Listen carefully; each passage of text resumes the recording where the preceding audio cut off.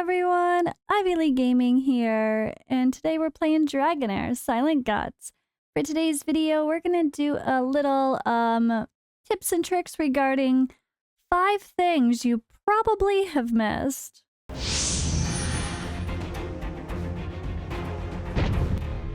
So this is for everybody, early game, end game, anybody.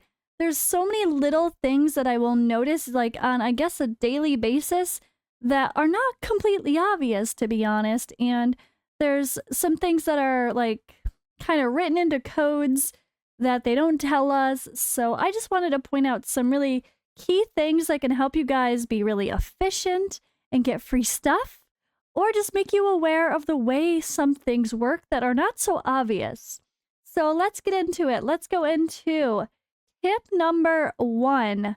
One thing that you might have missed is that the shops for selling food, like the merchants, right? You go into a town, there's always a market, there's always a tavern, there's always a merchant. For one, the stealing regenerates regularly, and that seems to be more than once per day. That's a plus. But also, the shop resets once per day. So if you go in and you buy something that is very valuable for your account, and you know, like, okay, I really need these consumables, I don't have the resources to make them, you can come back the next day and buy them again. Same thing goes for the ones that are just like, yeah, like just the resource, but not actually buying the already made consumable.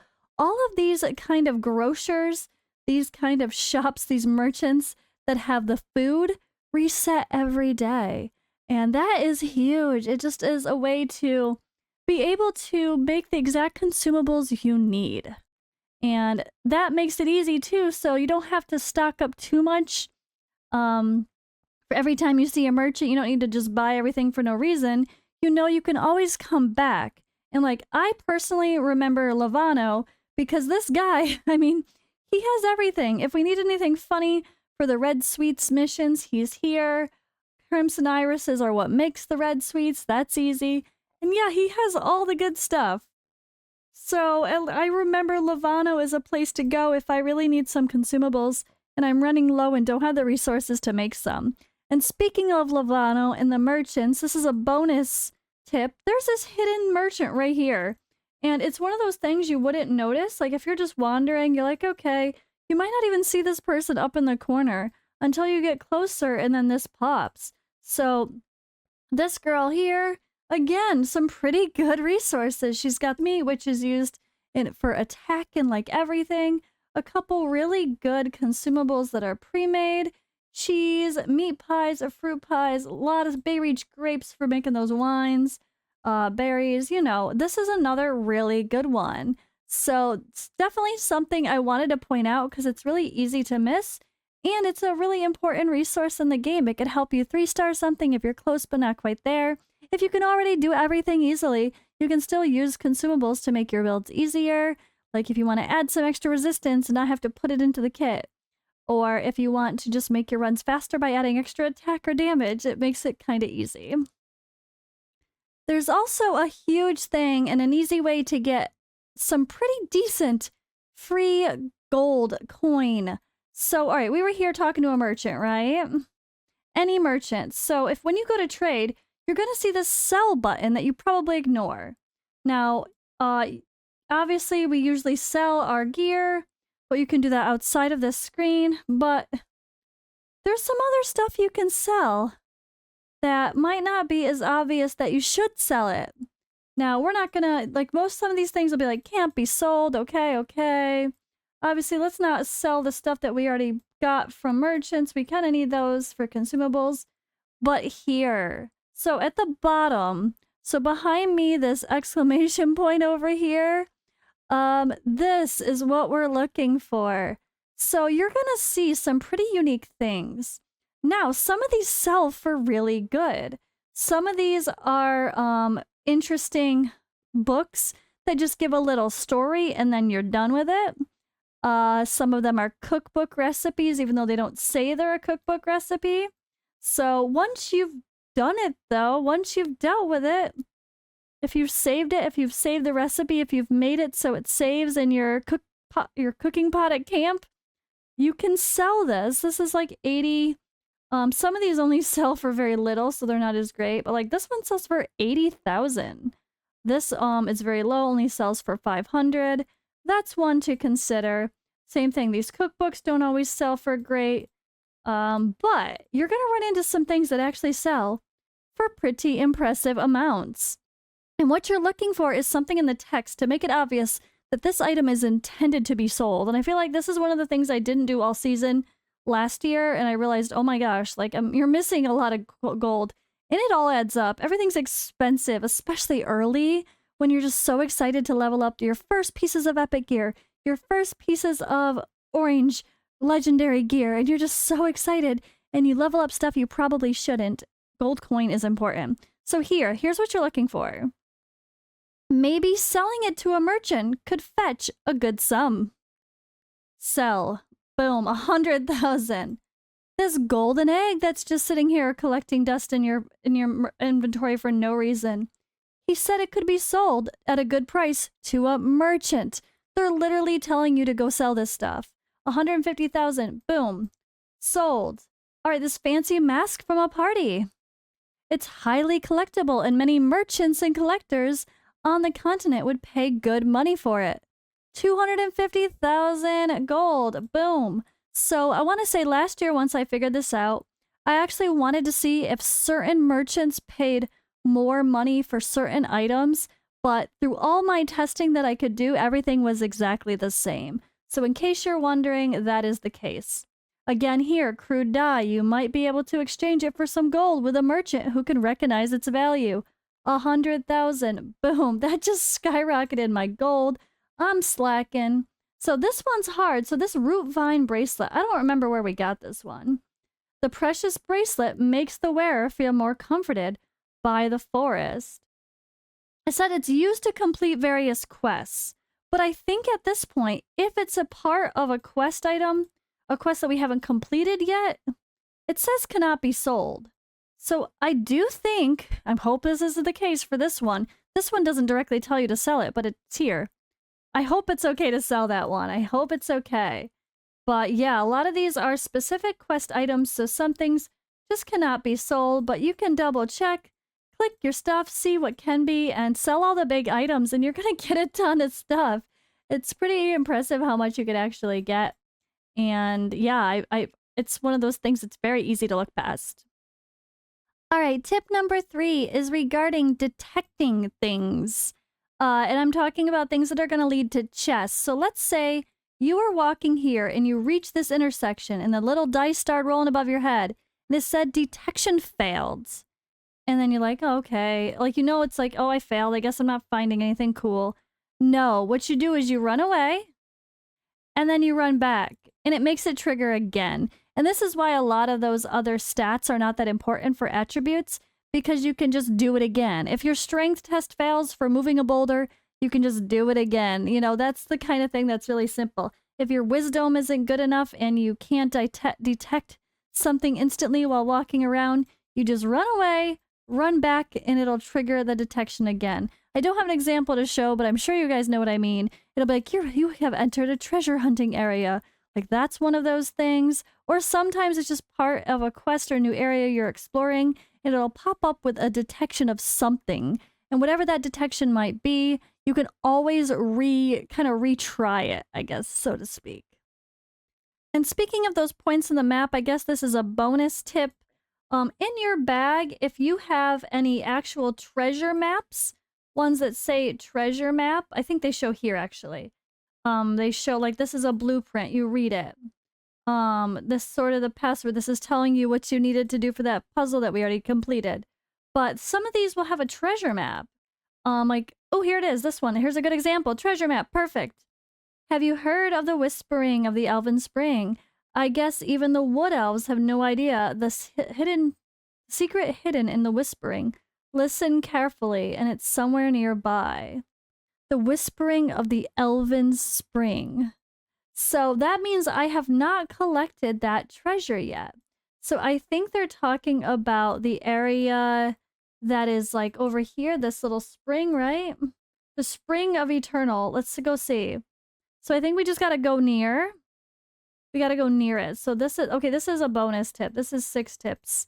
6 things you might have missed. Maybe we'll just count this as 1. All right. Oh, here we go. Pay attention to your surroundings. You've entered a treasure hunt area. So I had missed a treasure. Boom. And there's the chest.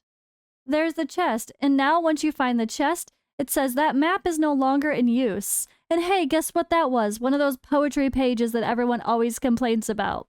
So yeah, that's a really big thing right there. So I didn't even realize I still had some more. I thought I did them all. But there's a couple, see, like they're grayed out once you've completed it. But there's others with descriptions of how to find treasures. Some of them just show a mark on the map. So if you haven't done all your treasure map stuff, that's again just more free stuff that you're probably missing out on. If you didn't finish all your poetry pages, maybe that will help you finish. All right, I guess that was tip number 4. So let's go on to tip number 5, again regarding free stuff. So there is things we get in our mail. We get these things called lost items, right? If you're in your mail over here, you're going to get random little messages that pop up with a red dot. Always click that. It's free stuff. Don't ignore it just thinking it's someone trying to DM you. No, it's really free stuff.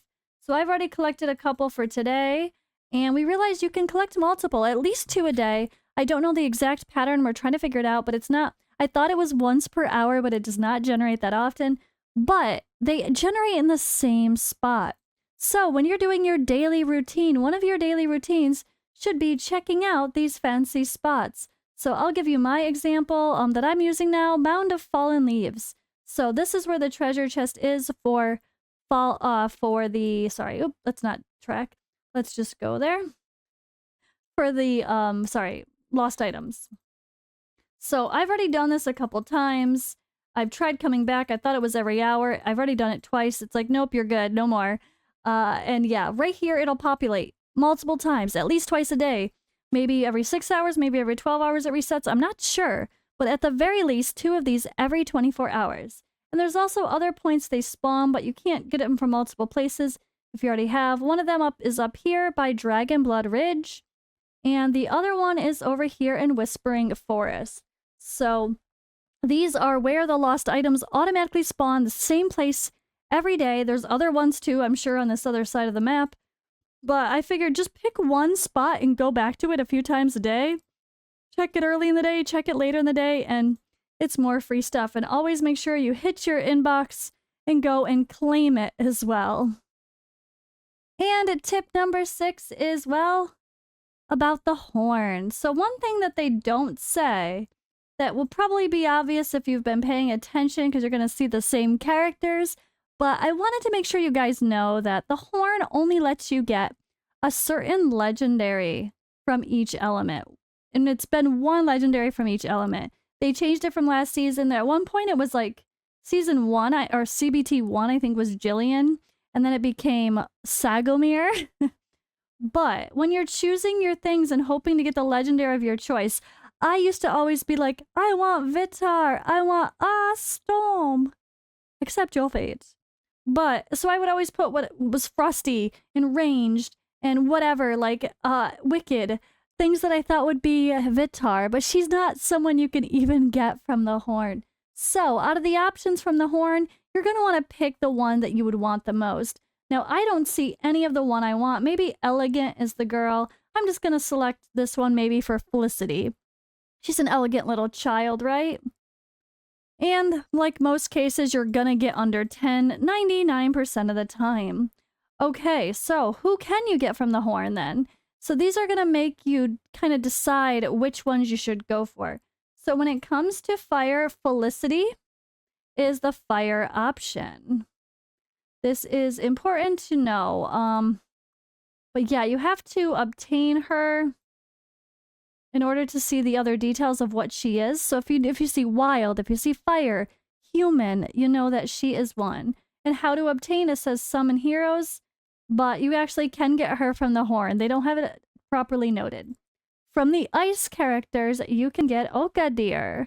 So he is available. So if you get anything with cavalry or melee, frost, ice, undead, maybe even. I don't even know. He's interesting looking. So he probably has some different terms that you could try to suggest. And of course, when you select one of those things in the horn, it does not guarantee you're going to get those things. You could select 3 things and get something that's not even one of them. It just has increased odds. Ripicus is the other one for, this one is for necrosis, troll, undead, melee, defense, are all gonna be, you know, necrosis obviously, are gonna be Ripicus, radiant if you want to get Sagomir, the horse, yeah, knight, he's a knight. I don't even know what his terms would be, maybe melee as well and defense. Radiant, of course, here too. But yeah, he's the radiant option. And then we have lightning. Sutha is actually available. She's available. Crazy Sutha here. She's a beast. She's dauntless. She's definitely an orc. I don't even know what her terms would be either. But yeah, again, lightning, dauntless, melee. Definitely her categories. Brutal, maybe. That might be her. And then poison, it is Talwar, who's probably the weakest of the options because he's okay for arena, but probably wouldn't use him much else, at least as of now, or any other PvP, okay, but his taunting is really cool, but in the blind, I guess, but not the top tier tank option. But yeah, he's definitely like a goblin. He's poison. He's defensive. Toadstool. I don't even know. But yeah, that is something to consider when you're pulling from the horn.